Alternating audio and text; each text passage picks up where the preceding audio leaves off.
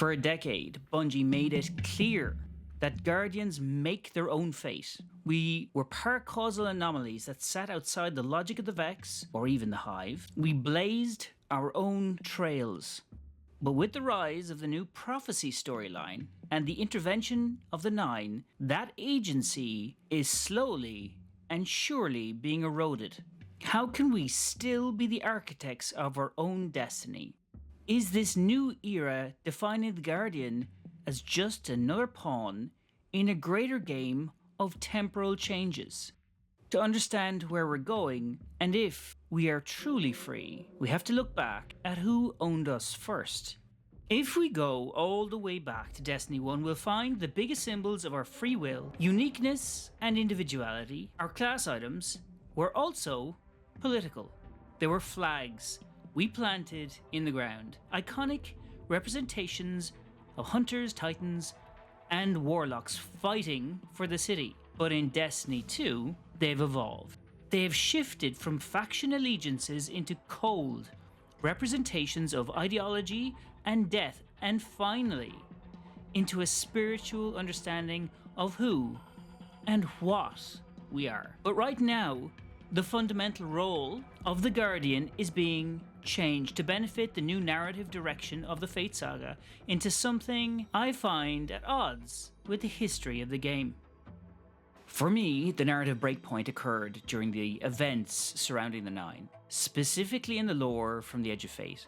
This was the moment the Bungie narrative established the Nine as big cosmic forces capable of placing Guardians and manipulating events, such as the crafting of Ikora Rey's backstory and pulling her through time to make sure she became a Guardian and start a sequence of dominoes building to some unforeseen endgame. The story became that our very existence and our victories were merely tests or necessary steps in a greater temporal game, which fundamentally broke the founding principle of the Guardian, that we were agents of free will. But maybe this started long before this, using the idea of Prismatic.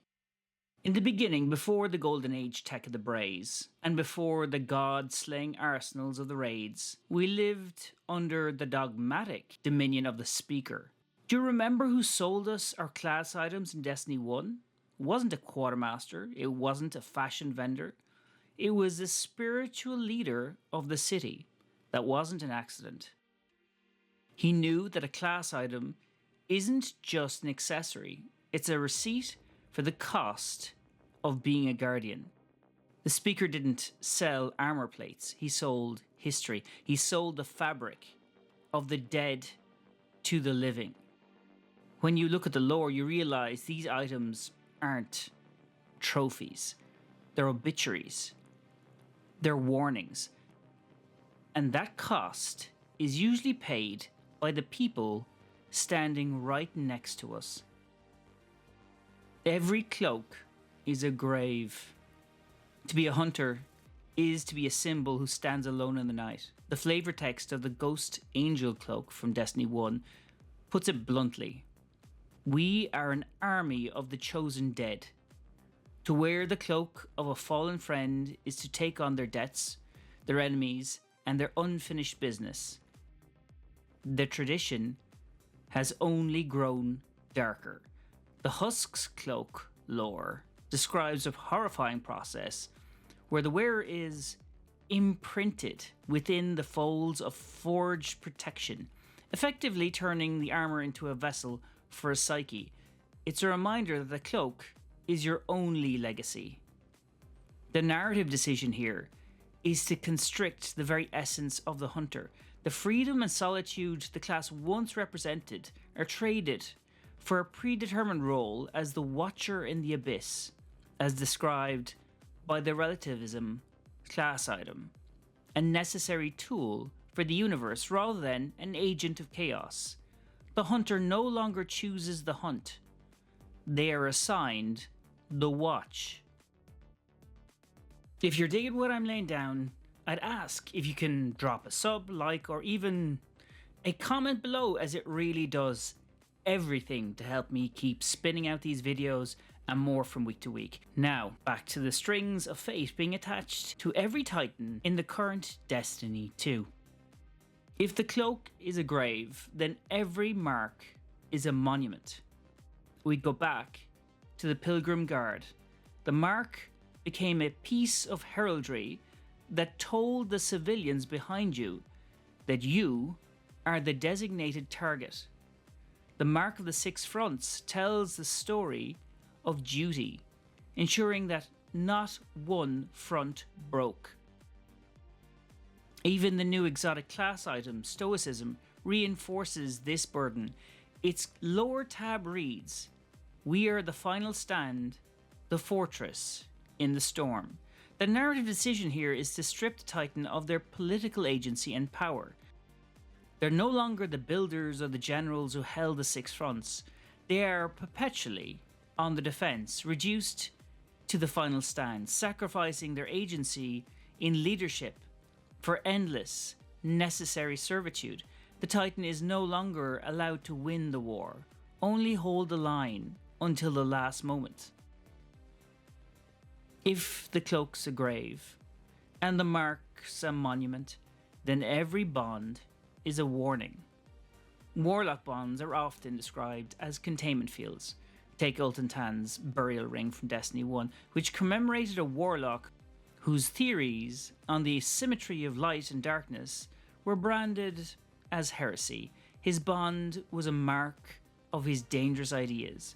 The new exotic bond's solipsism speaks of the warlock as a dreamer, stating, "I see an abyss. I sense curiosity. You've always pondered from the very beginning." This is the narrative corruption of the warlock's core trait, intellectual sovereignty. They aren't finding truly forbidden knowledge. They're merely confirming the patterns set out by cosmic forces. The great pursuit of cosmic truth is downgraded to simply reading the pre-written script of the universe, a confirmation that their intellectual path was never their own. The initial conflict between Guardian agency and cosmic design was laid pretty bare during the events surrounding the Nine, specifically in the lore from the Edge of Fate. This was the pivotal moment Bungie's narrative firmly established the Nine as a grand cosmic force capable of placing Guardians and manipulating our paths according to their own agenda. The lore suggested that our very existence, our triumphs, and our failures, from defeating Oryx to fighting Savathun, were merely tests or necessary steps in a greater temporal game being played by the Nine, who sought to use our paracausality for their own survival. This act of writing, which turned our actions into predetermined steps, fundamentally broke the founding principle of the Guardian, that we were agents of free will who made our own destiny. The fate of the universe was no longer in our hands, it was in theirs. In Destiny 1, our class items were tied to factions. Dead Orbit, New Monarchy, Future War Cult. They represented political allegiance. We chose who to serve. But look at where we are now.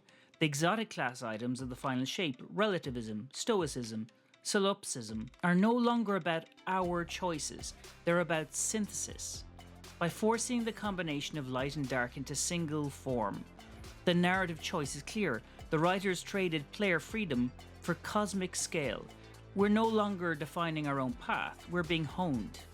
We moved from making political choices for the city to being molded into the perfect tool required to fight the ultimate war.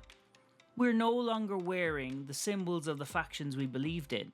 We're wearing the livery of cosmic forces that view us as mere tools. The necessary equipment required to fulfill a destiny designed for us, not by us. We look at our class items now and we see power, we see synthesis. But the next time you equip the mark, the cloak, or that bond, remember, that you are wearing a grave, a monument, and a warning. And ask yourself, in this new game the Nine are playing, are we wearing this armor because we chose to, or because the narrative demanded it? Carry it well, if you can still claim it's yours to carry. Wow, this has just been such a pleasure. I'm such a lucky boy. I can't wait to go home